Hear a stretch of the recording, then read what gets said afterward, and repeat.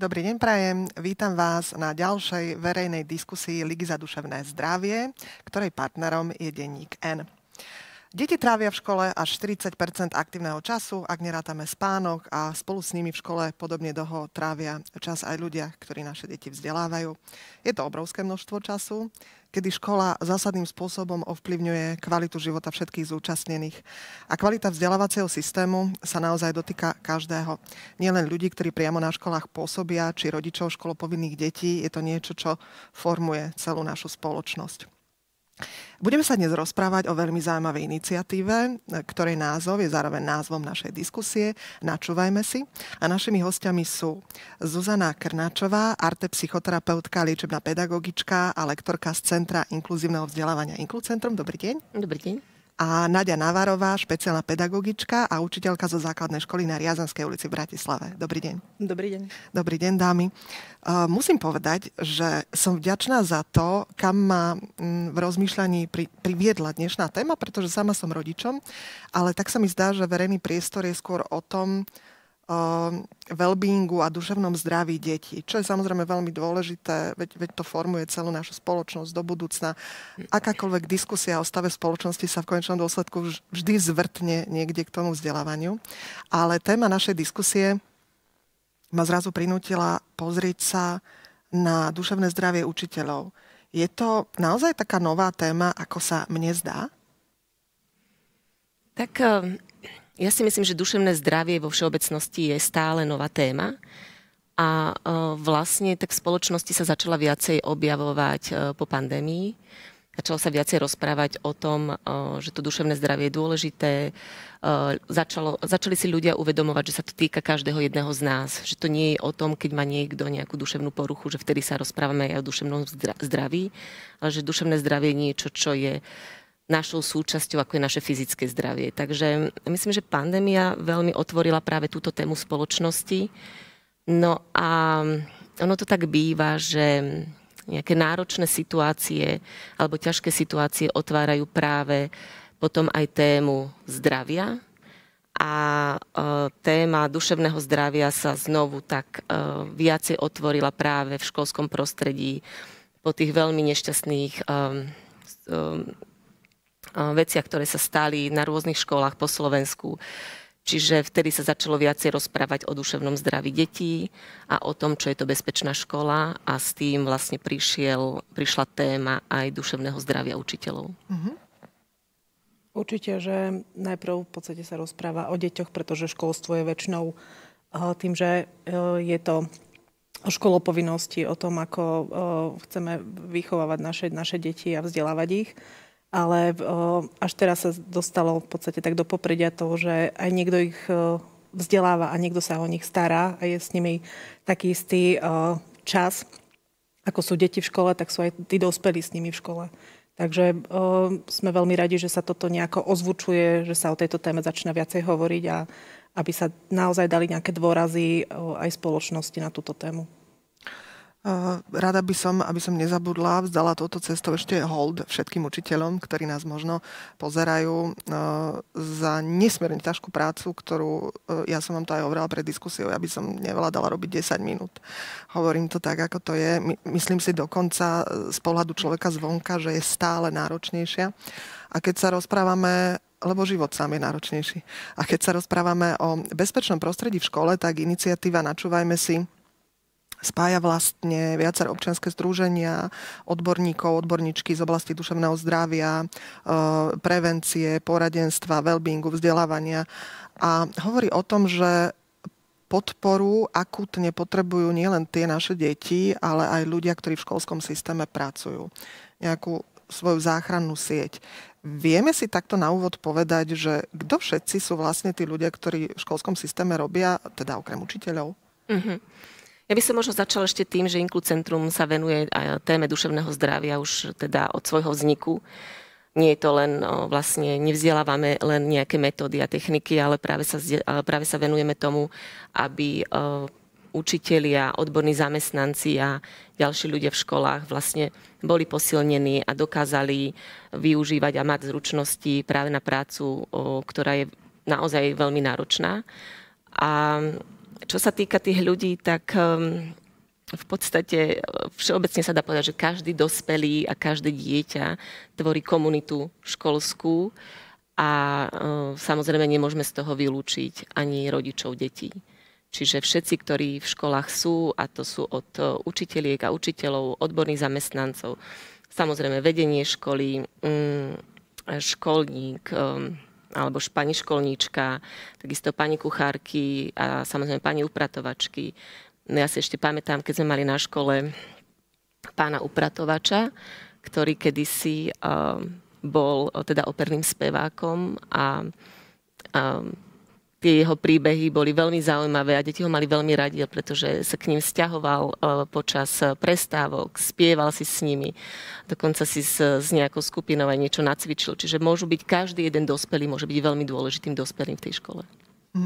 Som rada, že to hovoríte, pretože napríklad moja dcera tiež má veľmi dobrý vzťah s pani upratovačkami z jej školy, čiže naozaj ako keby, že každý je toho súčasťou nejakým spôsobom toho procesu. Určite, ja keď som v podstate nie som na tejto škole, kde teraz pracujem, tak to nie je jediné moje pracovisko, vystriedala som viac škôl. Jednak mám aj rada rozmanitosť a rôzne príležitosti, takže som si vyskúšala aj pracovať na súkromných školách, aj štátnych. Takže navštívila som aj rôzne školy v zahraničí, kde je naozaj dobré vidieť, ako to môže fungovať, alebo ako to funguje niekde, ako tam ľudia v škole naozaj vedia žiť a vedia si ten priestor, v ktorom žijú, krásne zveladiť, aby sa cítili dobre.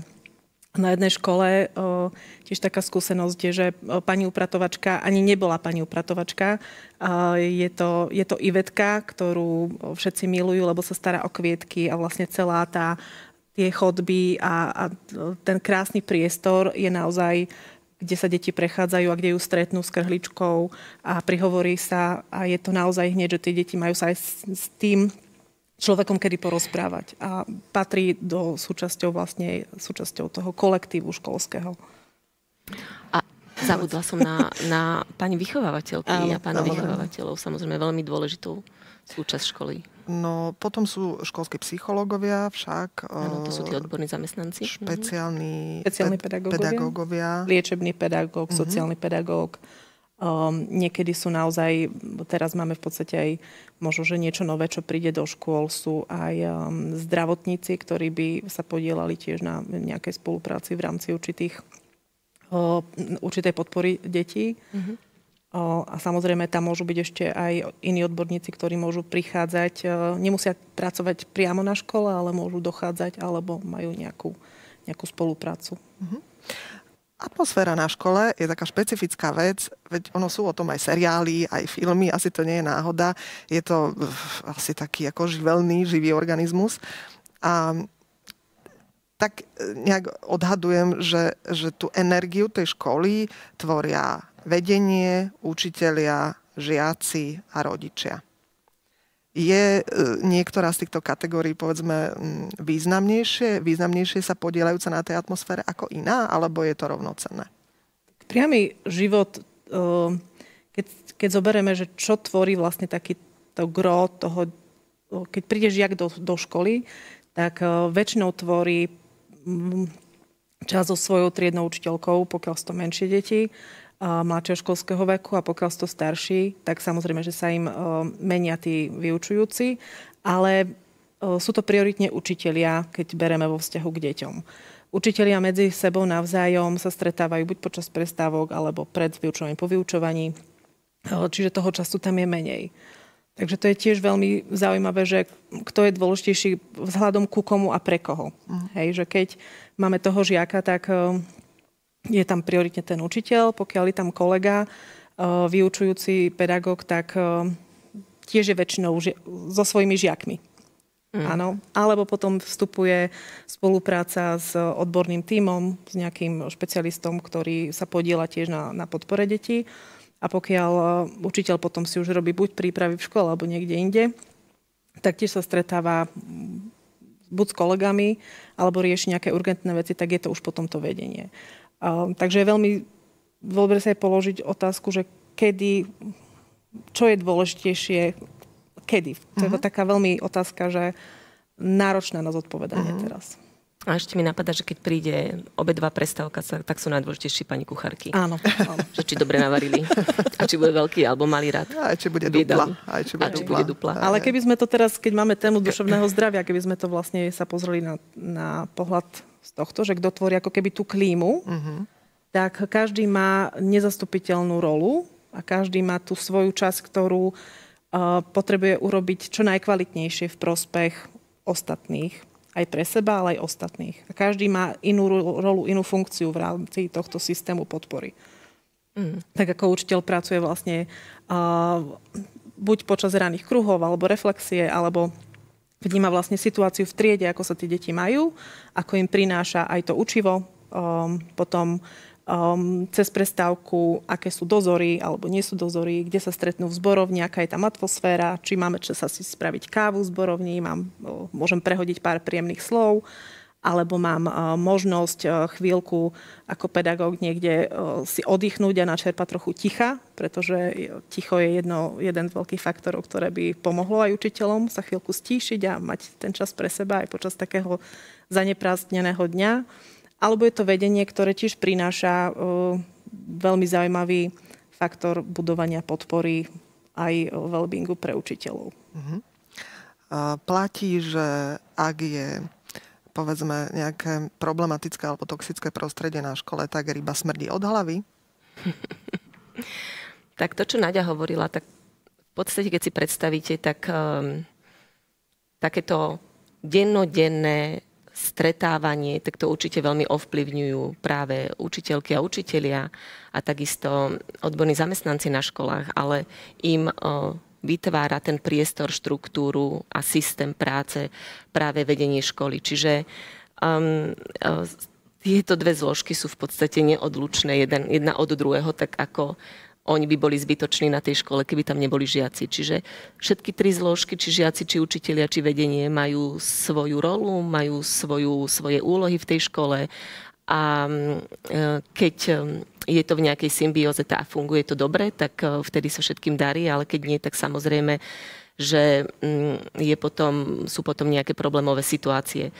Keď sú dobre nastavené proste tie procesy v škole, ktoré by malo nastavovať samozrejme vedenie a zriaďovateľ, nezabudnime aj na ňo, tak sa podľa mňa oveľa lepšie proste darí aj učiteľom v tej dennodennej práci so žiakmi. Ja mám taký príklad nedávno z jednej bratislavskej školy, kde som mala stretnutie s pani vychovávateľkami a rozprávali sme sa o tom, ako zvládať deti, aké sú proste problémové situácie. A úplne náhodou sme sa teda dostali k tomu, že akú oni majú vlastne štruktúru toho dňa, keď nastupujú do práce.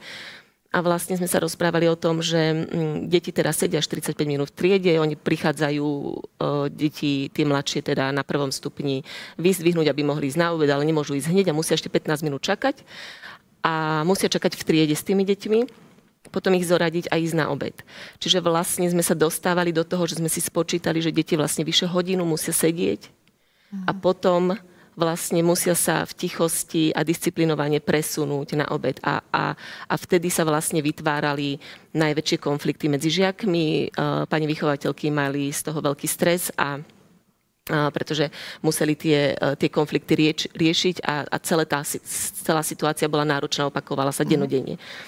Zistili sme, že v podstate malá zmena v tomto procese, ako nechať deti výjsť vonku na 15 minút, môže celé toto zmeniť a zľahčiť prácu pani vychovávateľky a takisto aj teda priniesť nejaký dobrý účinok pre deti. Čiže niekedy je to práve o týchto procesoch, a veľakrát si myslím, že je to práve o tom nastaviť dobré procesy a samozrejme, že preto musí mať porozumenie vedenie školy, aby sa pýtalo učiteľov, čo potrebujú, pretože nie vždycky je to jednoduché a samozrejme práve z toho stola, toho vedenia, keď nevidí tú situáciu, nezažíva tú situáciu dennodenne. Čiže si myslím, že práve tá spolupráca umožňuje, aby sa v podstate aj jedni, aj druhí cítili dobre.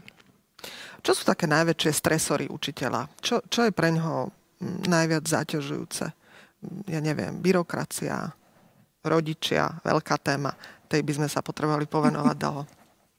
Máme na to, ja neviem, nejaký prieskum urobený?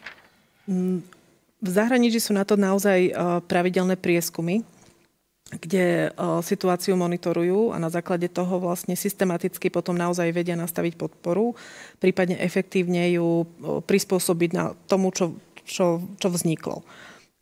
U nás sa za posledné roky sú samozrejme nejaké snahy robiť prieskumy na takej pravidelnejšej báze, ale ešte stále je to také len pokusy, nejaké pravidelné monitorovanie tu ešte sa len postupne, dúfajme, zavádza aj z ministerstva školstva.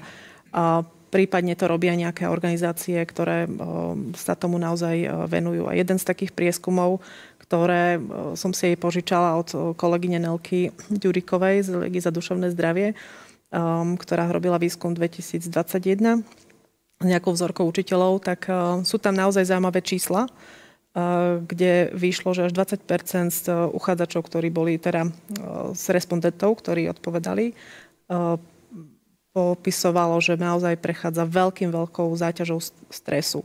A tie čísla, ktoré potom, alebo také tie, to, čo ste sa pýtali, tie stresory, tak bolo jedno, že majú veľmi slabé ohodnotenie v spoločnosti učiteľi ako povolanie.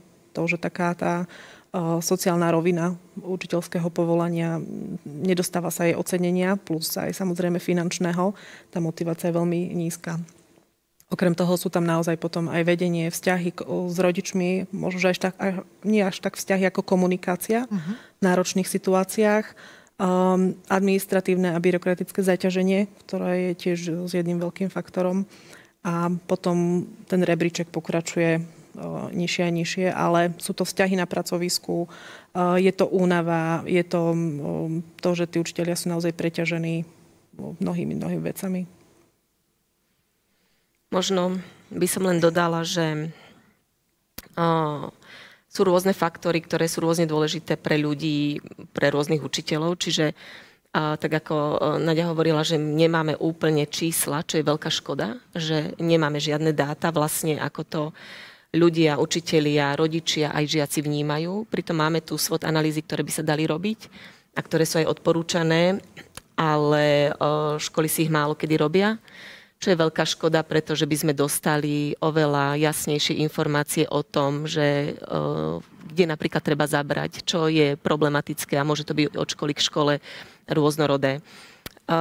To, čo podľa mňa ešte je dôležité povedať, že atmosféra a vzťahy na pracovisku sú, myslím, vo všeobecnosti sa ukazujú ako zásadné pre človeka, či sa do práce teší alebo nie, bez ohľadu na to, či človek robí v školstve alebo robí niekde inde. A samozrejme, že pokiaľ je to párované ešte s nízkym platom a s nízkym sociálnym ohodnotením, tak to nie je úplne pozývajúce. A čiže toto sú také ako veľké faktory. Plus samozrejme, že prichádzajú rôzne reformy v rôznych cykloch do školy alebo do škôl, do školského systému a nie je to úplne jednoduché, keď to nie je dobre tiež procesne nastavené, ako tí ľudia vlastne potom s tým vedia a majú pracovať. Čiže to je ďalšia záťaž, ktorá môže byť aj pozitívna, pretože, alebo môže mať pozitívny efekt, ale napriek tomu môže byť vnímaná ako záťaž. Vy ako ľudia zvnútra školy alebo z toho vzdelávacieho procesu máte možnosť využiť tiež nejakú záchrannú sieť, ako keby, ja neviem, psychológov alebo odborníkov, ktorí sú vlastne, väčšinou sa o tom rozprávame len v spojitosti s deťmi, ale máte tiež takéto možnosti? No, bolo by to skvelé, keby takéto možnosti boli pre učiteľov. Vlastne ten systém podpory v školách je nastavovaný momentálne tak, že odborní zamestnanci na školách by mali byť podporou aj pre učiteľov. Je to trochu nová rola pre nich, pretože z vysokých škôl prichádzajú ako odborníci pre prácu s deťmi a nie úplne pre prácu s dospelými. Čiže sa v tom aj oni potrebujú hľadať a a vlastne rozumieť tomu, že do akej miery a v čom majú byť teda podporou pre učiteľov. A rovnako je to nové pre učiteľov a nie vždy si proste dovolia, ja neviem, ísť za tým školským psychológom. A to, čo počúvam, je, že ona je skvelá, rada by som za ňou šla, ale je taká závalená prácou s deťmi, že ju proste nechcem otravovať ešte so svojimi problémami. Mám takú skúsenosť teda z anglickej školy, kde som pôsobila ako odborný zamestnanec alebo odborná zamestnankyňa. Tak ja, keď som chodila do tej školy, tak vlastne tam už pracoval pán, ktorý teda ani nebol psychológ. Učitelia ho volali, že doktor Phil. A doktor Phil mal takú úžasnú agendu, že sa vyprofiloval do toho, že on najskôr začal pracovať teda s deťmi, ale bol neskutočne vnímavý a láskavý. A učitelia si ho tak nejakým spôsobom zobrali k sebe a vlastne robil veľmi jednoduchú vec, že cez tie prestávky bol zborovní a všetci vedeli, že sa môžu na ňo obrátiť. Mali usporiadané sedenie tak, aby vlastne tam vždycky bol nejaký tichý kút a keď niekto potreboval, tak sa s ním, si tam proste s ním sadol a doktor Phil ho vypočul a malo to úžasný efekt teda na ten kolektív. A samozrejme, že mala nejaké individuálne stretnutia s ľuďmi, teda s učiteľmi, s učiteľkami, ale práve tá jeho práca bola takáto, že byť medzi nimi a počúvať, načúvať im. Doktor Phil na každú školu. Áno. Ja sa musím pridať, že ja som z jednej školy mám naozaj pozitívnu skúsenosť, ktorá mi veľmi pomohla a bola veľmi podporujúca pre mňa, že v podstate v rámci benefitov som mohla naozaj dostať, že som sa mohla 4-krát do roka stretnúť s koučkou, ktorá chodila aj na školu a mohla som si vlastne s ňou dohodnúť 4 stretnutia a bolo to naozaj veľmi podporujúce. A toto je možno, že niečo, čo vlastne teraz aj Komenského inštitút podporuje a robí v podstate výcvik coaching v školskom prostredí, ktoré je tiež jeden z takých nástrojov, ktorý by mohol naozaj sa dostať do škôl. Takisto mentoring, o ktorom sa rozpráva. Regionálne centra RCPU teraz v podstate tým, že robia mentoring ako podporu pre učiteľov obsahovej kurikulárnej reformy, tak tiež to berú učitelia, že to je veľká pomoc, že sa môžu na niekoho obrátiť aj cez ten obsah, ale vždycky tam prinášajú niečo to svoje, to, čo je pre nich, s kým môžu pozdieľať tie svoje veci a môžu vlastne si aj vypočuť nejakú tú radu, prípadne si ju vypýtať sami.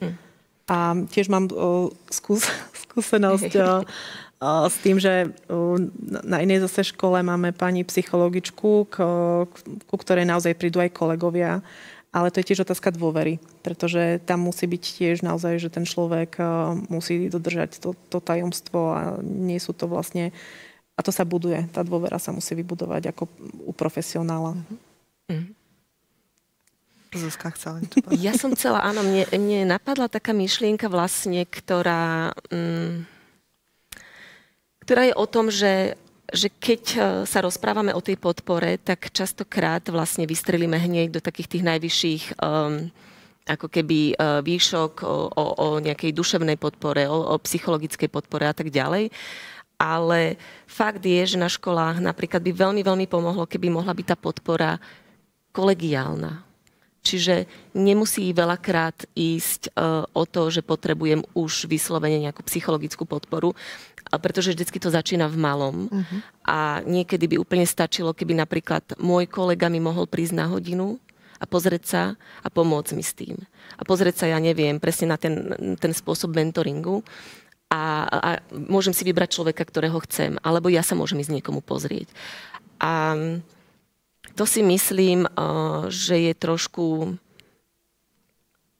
nie je veľmi šťastné, že táto možnosť kvôli úväzkom na škole nie je, aby dvaja učitelia boli na jednej hodine. A je to veľká škoda, pretože to poháňa tých učiteľov samozrejme aj po odbornej stránke, aj po tej ľudskej stránke dopredu a vidíme to aj na tých zahraničných školách, že presne to pomáha rozvíjať či už medzipredmetové učenie, či už, ja neviem, nejaké inovácie do tých tried a do tej metodiky vlastne toho učiteľa, alebo vôbec ako to má veľký vplyv na takúto duševnú pohodu učiteľa. Niekoľkokrát tu zaznelo, že zavalený prácou, čo podľa mňa veľmi presne vystihuje ten stav, ktorý dnes na školách je. A zároveň sa hovorí o tom, že naozaj je dnes množstvo detí, ktoré potrebujú pomoc, lebo je tam nejaký problém, či už diagnostikovaný alebo nie. Skrátka, máte strašne veľa práce. A tak si vravím, že asi to budú spojené nádoby s tým životom, ktorý žijeme a s tými rodičmi, pretože tie deti predsa len vzídu z nejakého prostredia. Máte tiež taký pocit, že je toho stále viac? Že je to celé skrátka horšie ako kedysi? Je to viacej rozmanitejšie a tá rozmanitosť má tiež nejakú intenzitu. A tým samozrejme, že svet sa mení, prináša nové výzvy, životný štýl, to, kde žijeme, celá situácia, to prináša naozaj niečo nové. A školstvo v podstate pravidelne musí reflektovať, čo sa deje. A aj keď to nereflektuje systémovo, tak ten život do tej triedy to prináša. Presne tak, ako ste spomínali, že prídu deti, ktoré už majú rôznorodosť výchovnú, rôznorodosť prostredia, z ktorého pochádzajú. Hodnoty sú rôzne.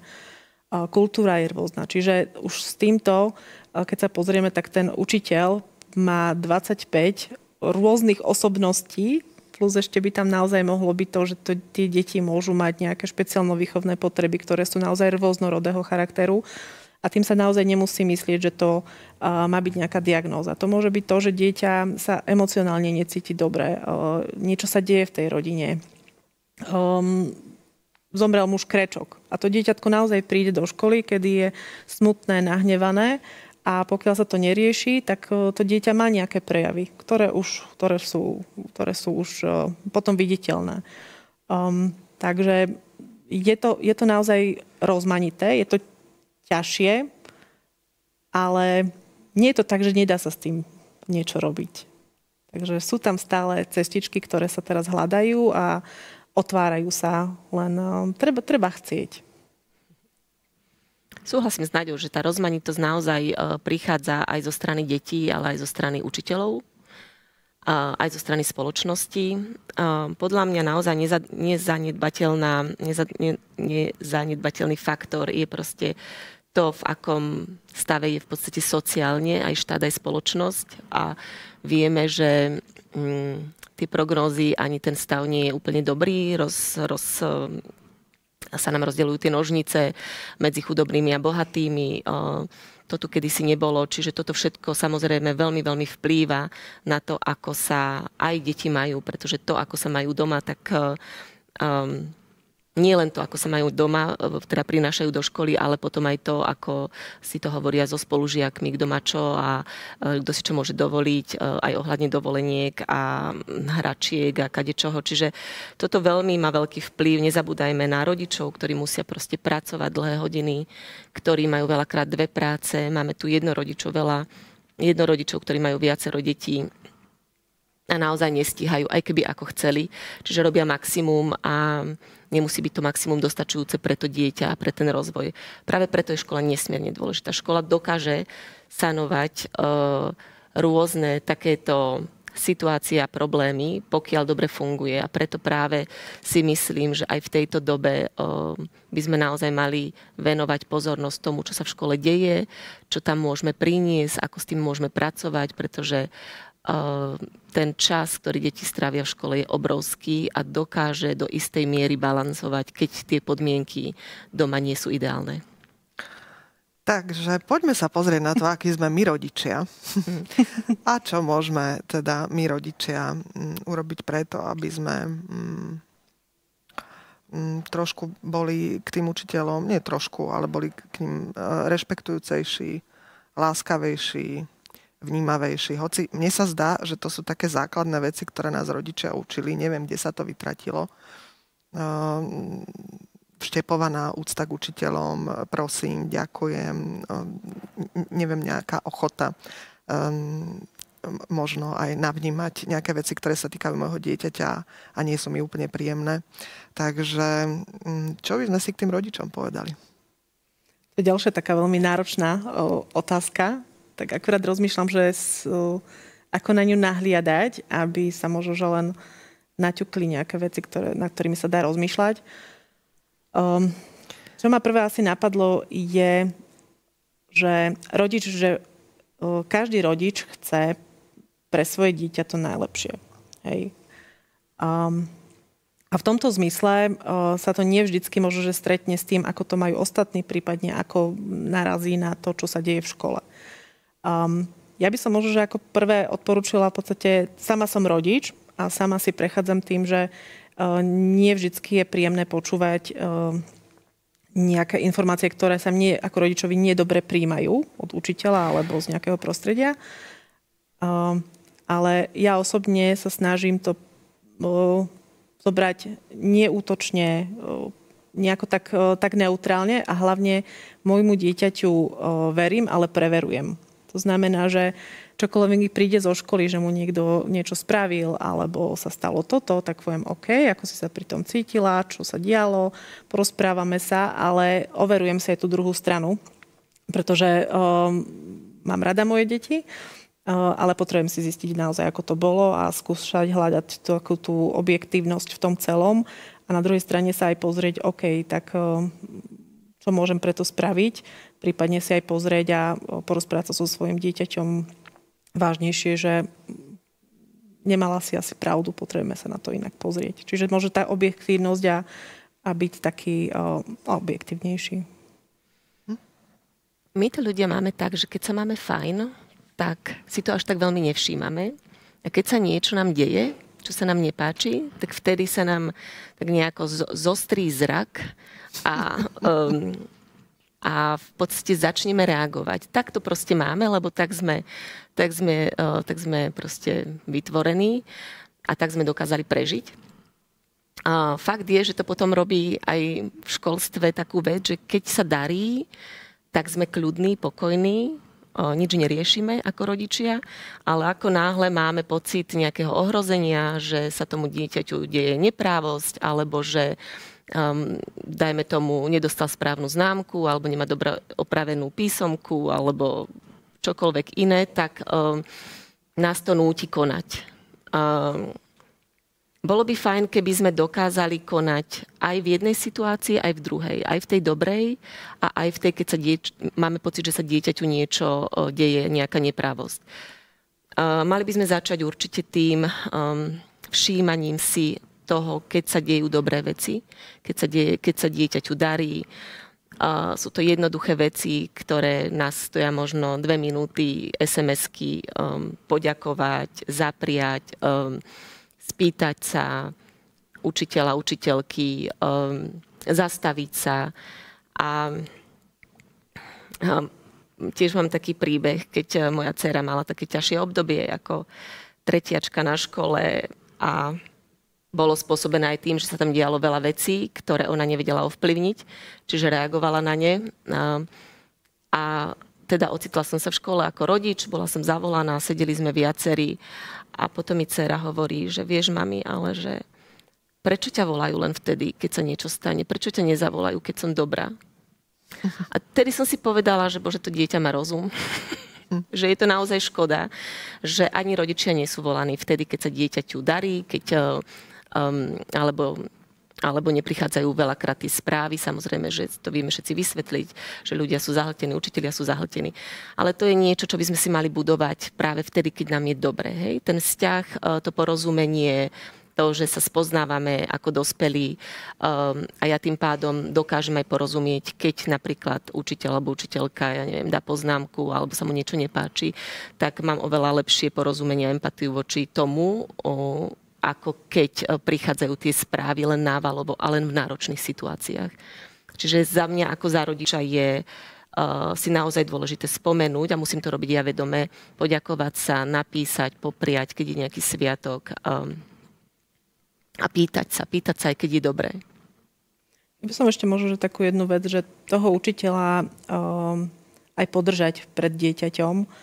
A aj keď rodič si čokoľvek prísne myslí, možno, že tá krivda, tá neprávosť je tam, ale treba si dať pozor, čo hovoríme doma o škole, o rodičoch, o vlastne všetkom. Hej, deti sú vnímavé, oni počujú, aj keď nepočujú. Takže je to veľmi dôležité. Nehovorím, že to treba zahmlievať alebo klamať, alebo nehovoriť nejakú nepravdu, ale treba vlastne naozaj držať učiteľom chrbát a povedať tie lepšie veci. Samozrejme, keď sa niečo urgentne stane a rodič naozaj potrebuje sa postaviť za svoje dieťa a ísť do školy, tak to je niečo iné. Ale v takomto bežnom živote treba stať pozor, o kom čo rozprávame, lebo deti to preberajú a učiteľ naozaj podľa toho v triede veľmi ľahko si presonduje, že čo sa deje doma, pretože deti sú otvorené nádoby, ktoré proste to, čo vidia, tak žijú v každodennom živote.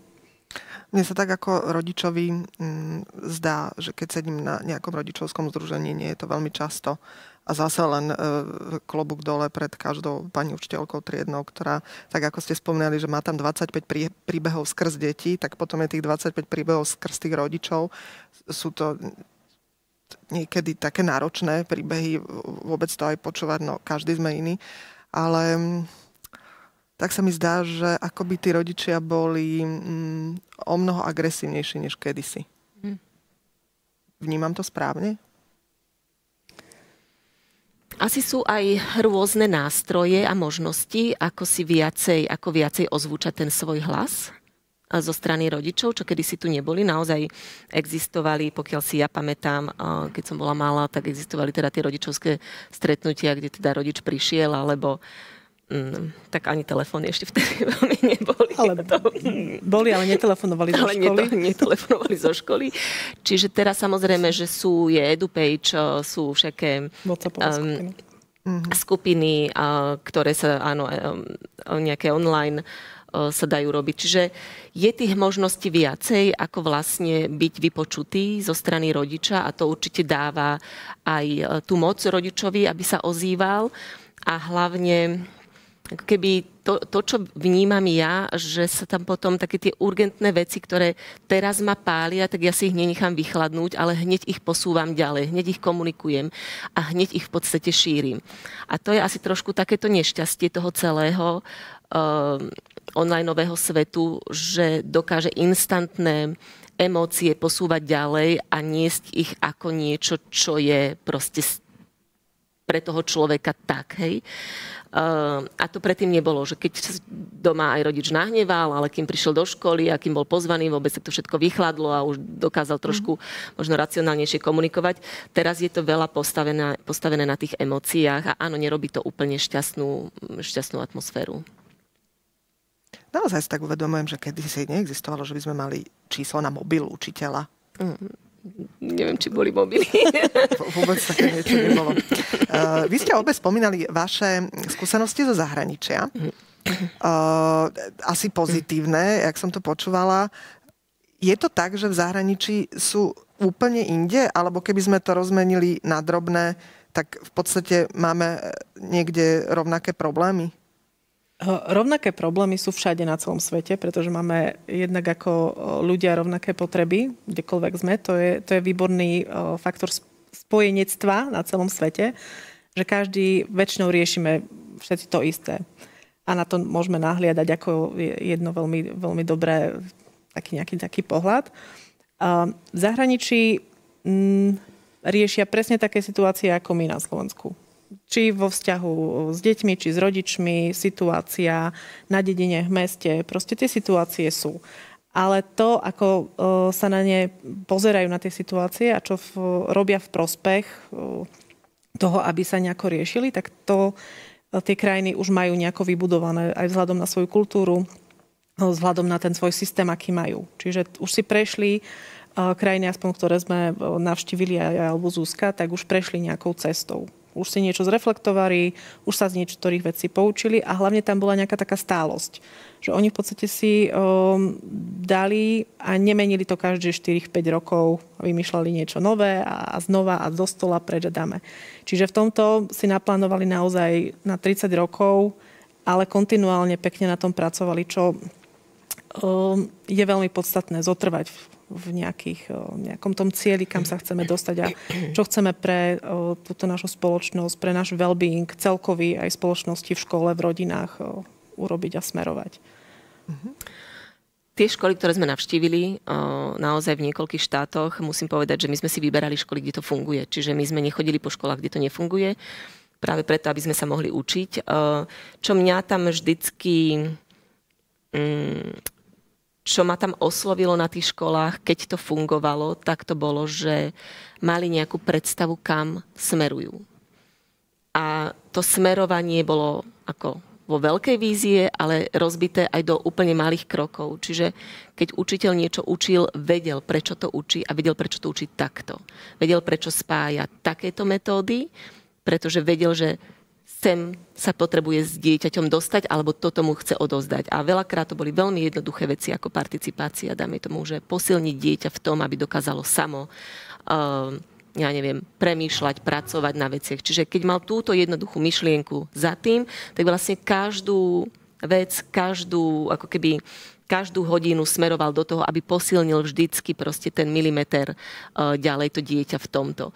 A to mi príde veľmi dôležité, aby vlastne ten systém, ktorý chceme odovzdať, alebo tie myšlienky, ktoré chceme odovzdať ďalej, mali vžité či učitelia, či rodičia a samozrejme vedenie. A toto mi príde dôležité na tých školách, že nemenili sa nejako extra metódy, alebo neboli odlišné nejako veľmi tie metódy od našich, ale učitelia mali veľmi jasné, čo chcú odovzdať a kam sa chcú dostať s deťmi. Také to bolo také zjednocujúce.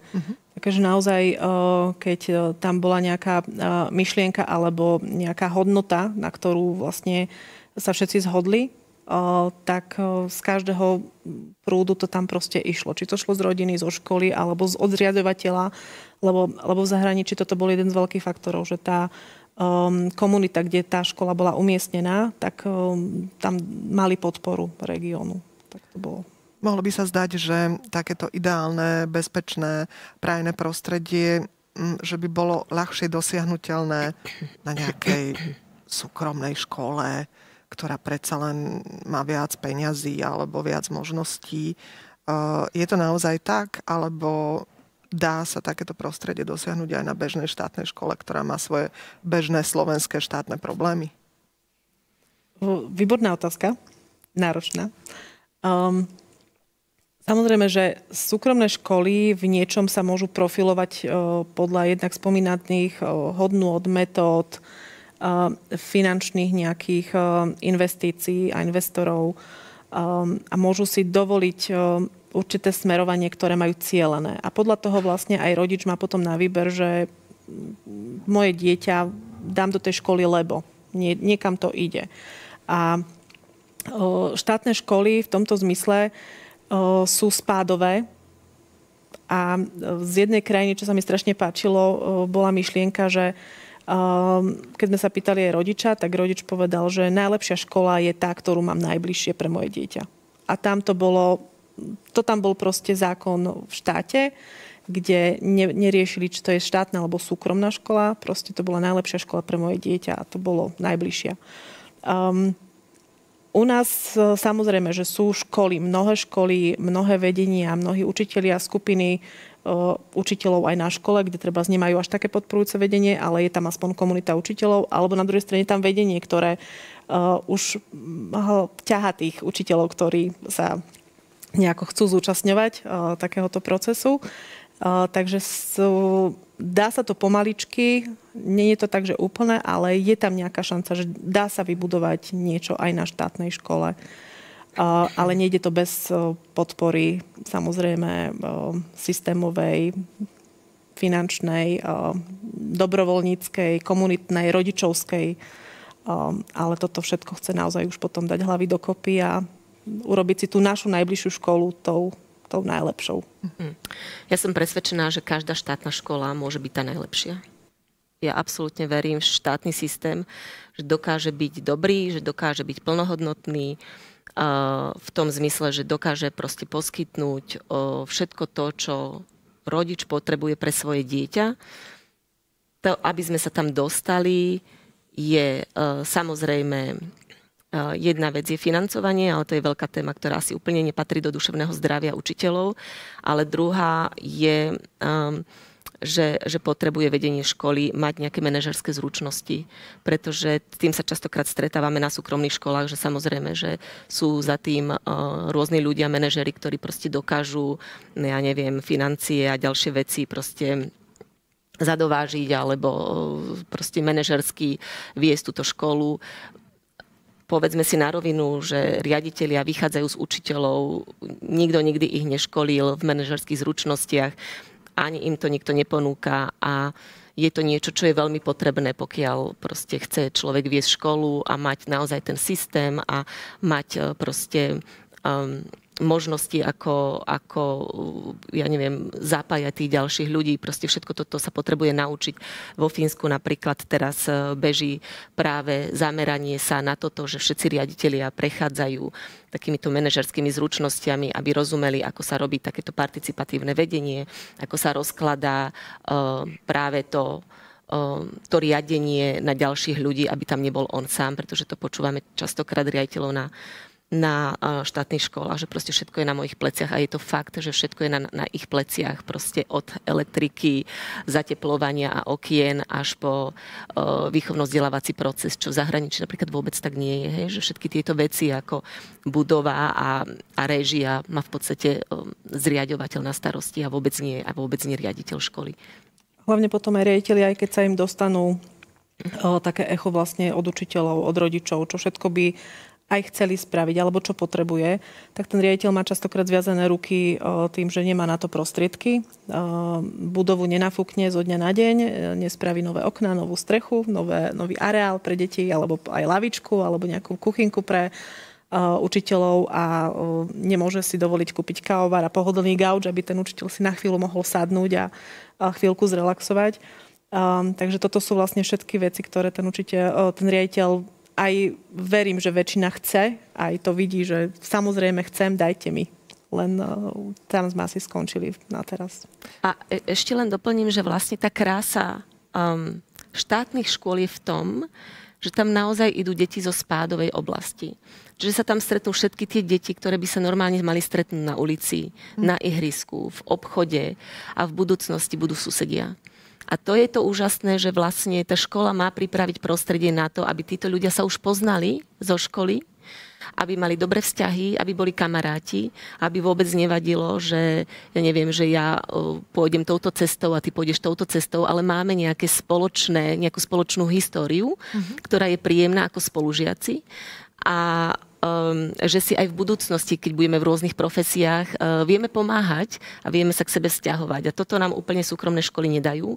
Čiže preto si myslím, že je veľmi potrebné podporovať práve to komunitné, to, čo tá škola štátna dokáže naozaj spraviť. Príde mi neuveriteľné, že akoby cez rôzne kanály sa stále dlhé roky rozprávame o tom istom, že tu máme vlastne skomrňajúce zdravotníctvo a školstvo, že všetko to stojí na takých vrátkých nohách odhodlaných, šikovných ľudí, ktorí to ešte z posledných síl nejako držia. A aj vlastne v manifeste iniciatívy Načúvajme si sa spomína taká tá vec, že treba masívne investovať nielen finančne, ale teda najmä do tých ľudských zdrojov, ktoré toto celé, tú štruktúru vytvoria a podržia do budúcnosti. Vy si myslíte z vášho pohľadu, že je dnes v školstve napriek tým náročným podmienkam, ktoré tam sú, dostatok nadšených ľudí, ktorí by mohli byť nositeľmi tejto zmeny do budúcnosti? Ja som presvedčená, že sú. Tá práca s deťmi je niečo, čo je podľa mňa až návykové. Skutočne. Áno, skutočne je to tak. A sú ľudia, ktorí... Toto by bolo skvelé, keby bolo naozaj umožnené aj do škôl prísť ľuďom, ktorí napríklad prichádzajú z iného pracovného sektora a ktorí môžu priniesť, ja neviem, svoje vedomosti, zručnosti, aby vlastne sa nejako zoznámili s tým svetom, aby priniesli niečo nové do toho školstva.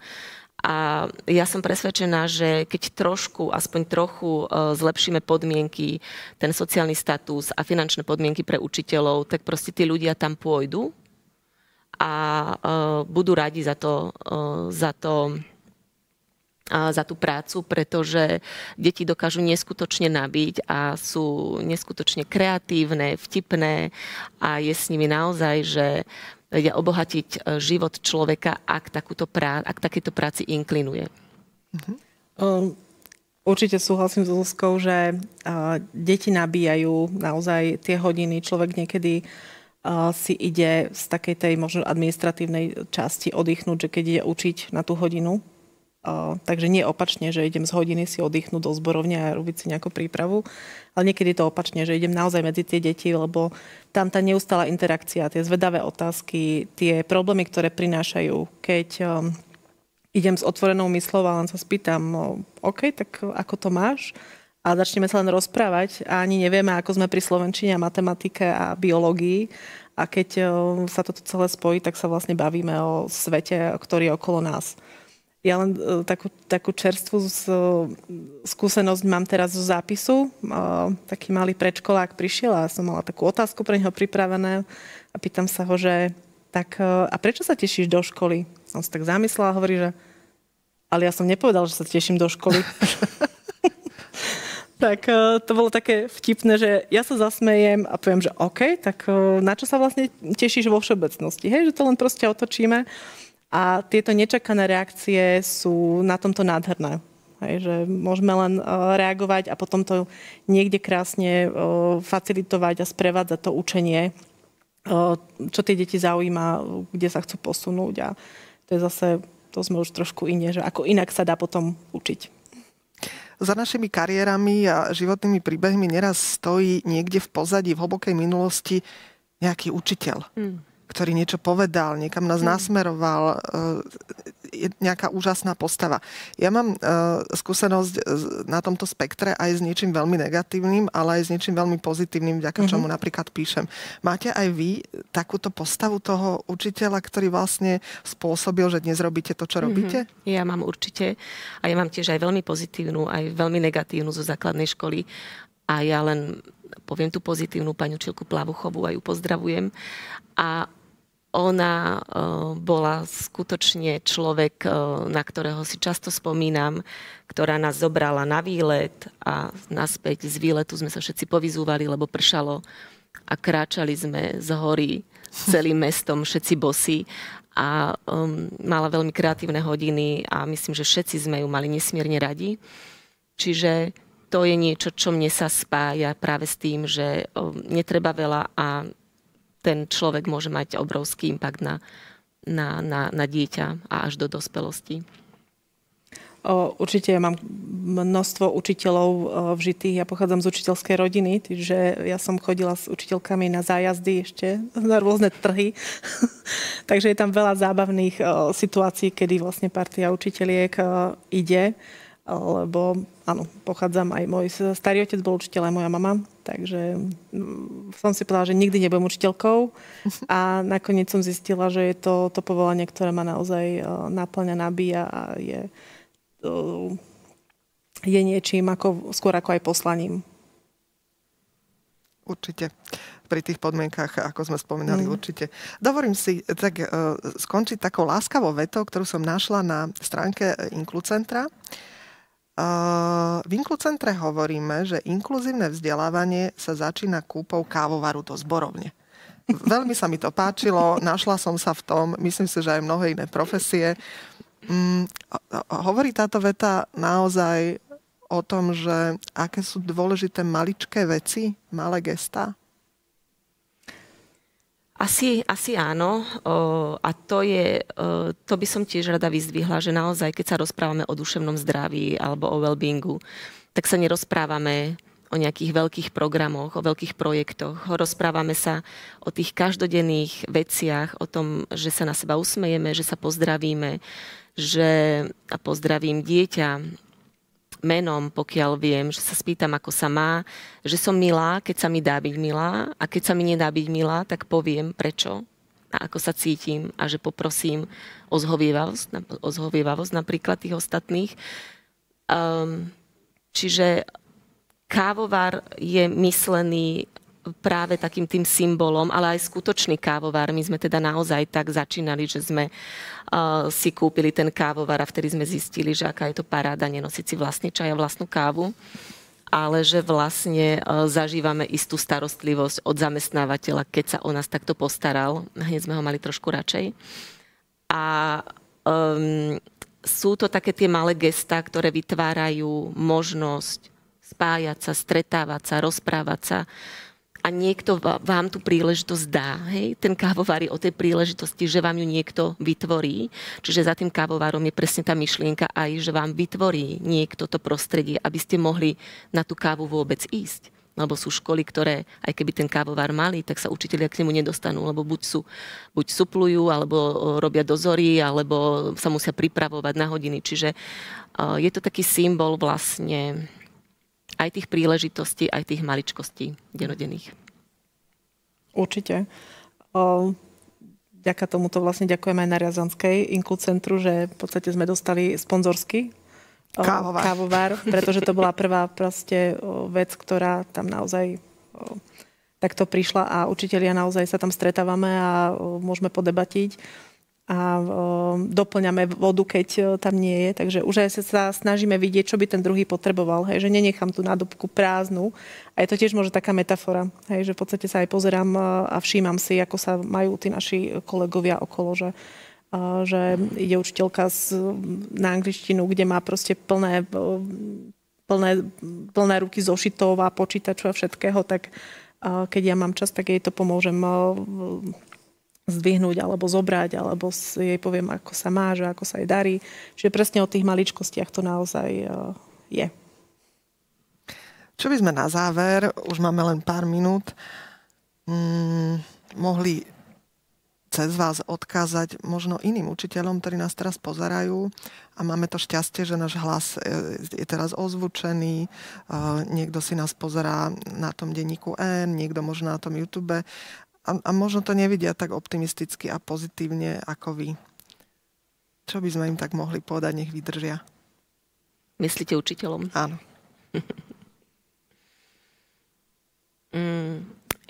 Ja by som možno za seba povedala, že alebo Nadi, začni ty, ja si to rozmyslím. Ďakujem. Ja pôjdem od seba, že ako to mám ja. Keď mám naozaj nejakú takú krízu, pretože to není tak, že je to vždycky, že mám také tieto nádeje a mám taký ten optimizmus. Áno, prší, aj blízka sa v mojom živote, aj je to dramatické počasie, sa mení stále. Ale snažím sa pripomenúť, že niekde tam stále to slnko je. A moja osobná taká myšlienka je, že keď nevieš, čo sa deje, tak si spomeň, prečo si začala. Hej, že sa proste vrátim niekde a nájdem si takú tú myšlienku, prečo to vlastne robím, čo je to, čo ma tam drží, alebo vidím v tom zmysel. Čiže to je moja taká kotva, ktorú mám, že spomínam si, OK, veď toto máš za tým. Hej? Takže aj keď sú tie vody rozbúrené, alebo niečo sa deje, alebo mám krízu, alebo naozaj sú také tie búrky v živote, vo vzťahoch, lebo proste nie je to vždycky ľahké, ale to neznamená, že to nemá zmysel. Len snažím sa učiť plávať v tom a ísť s tými vlnami. Takže niekedy nie len proti vlnám, ale aj s tými vlnami a vnímať to. A čo odkázať učiteľom je, že aby si našli, že prečo sú vlastne tí učitelia, čo ich na tom teší, aby si našli tú chvíľku a pozreli sa na to, že čo ich nabíja a aby si na to často spomenuli, keď majú tie ťažšie dni. Tak ja už aj viem, že čo Naďu doplním, lebo to povedala krásne. Ja by som možno len doplnila, že okrem toho ešte hľadať spojenca. Keď sú ťažké chvíle, hľadať spojenca, s ktorým môžem byť, ktorý ma vie podporiť. Niekedy je to naozaj žiak, niekedy je to kolega, kolegyňa, niekedy to môže byť vzdelávacia inštitúcia, kde proste znovu nakopnem tú svoju tiež takú tú starú radosť a áno, radosť z toho, že prečo vlastne som sa vybrala týmto alebo vybral týmto smerom. Čiže ten spojeniec si myslím, že v ťažkých chvíľach je veľmi dôležitý. Tak ho len hľadať a možno, že bude vždycky trochu iný, ale niekde tam určite nejaký je. tuším, táto poučka platí aj v tých manželstvách, že keď je veľmi zle, spomente si prečo ste sa dali dokopy. Niečo také sa mi marí. Ďakujem vám veľmi pekne, že ste prišli a zazdielali ste svoje myšlienky a svoju prax. Ešte dneska napríklad budete s deťmi? Ja sa vraciam do školy, áno. Ešte budem s deťmi. Teším sa. A možno aj s rodičmi ešte. Na tom čakajú nejaké stretnutia. Ja už len s vlastnými. S vlastnými. Aj to niekedy postačí. Aj to niekedy postačí, áno. Ja by som si dovolila touto cestou zapriať všetkým učiteľom naozaj veľa síly, dobrej energie, pohodlnú do každej zborovne a ten kávovar, a aby takéto veci, ktoré sú pre iných samozrejme, boli k dispozícii na to, aby naozaj človek si mohol na chvílinku sadnúť a s niekým si niečo povedať, pretože ako sme povedali, je to postavené na maličkostiach. Ďakujem našim hostkám, že medzi nás prišli a teším sa na ďalšiu diskusiu na budúce. Dovidenia. Dovidenia, ďakujem vám pekne za pozvanie. Dovidenia.